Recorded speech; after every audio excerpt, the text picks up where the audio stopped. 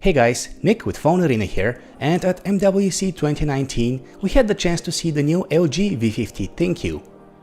This is the company's first 5G smartphone, and in fact it's going to be one of the first few 5G smartphones to be released on the market.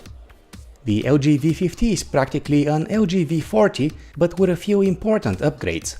One is that it has the new Snapdragon 855 chip, which is the fastest in an Android smartphone so far. On the inside you will also find a bigger battery, 4000 mAh, and an improved cooling system that keeps the chip running faster for longer periods of time. Unfortunately, the V50 is missing several innovations that LG is bringing with its LG G8 flagship, which was also announced here at MWC.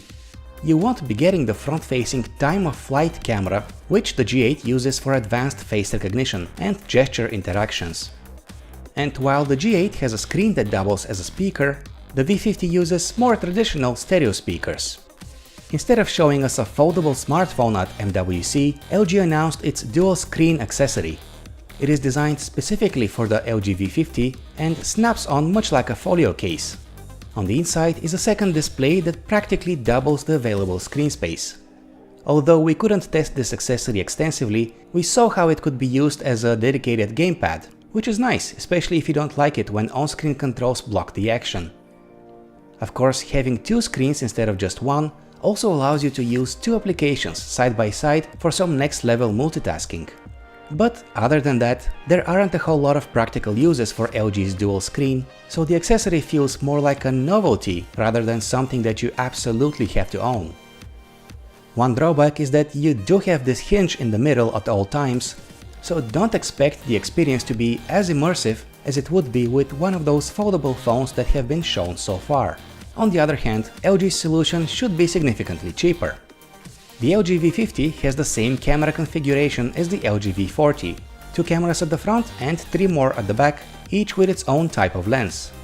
Next to the main camera at the back, we have a super wide-angle camera as well as a telephoto one, providing different levels of zoom.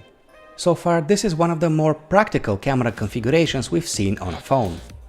On the software side, the camera interface has been redesigned to make accessing certain modes faster, and the ability to take videos in portrait mode has been added.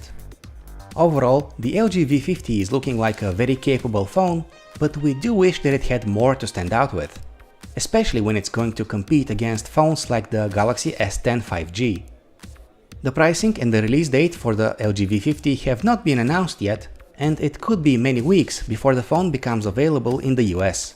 What we know so far is that the V50 will be first offered by Sprint, which will have a 5G network up and running in the first half of 2019. Thanks for watching our quick hands-on of the LG V50.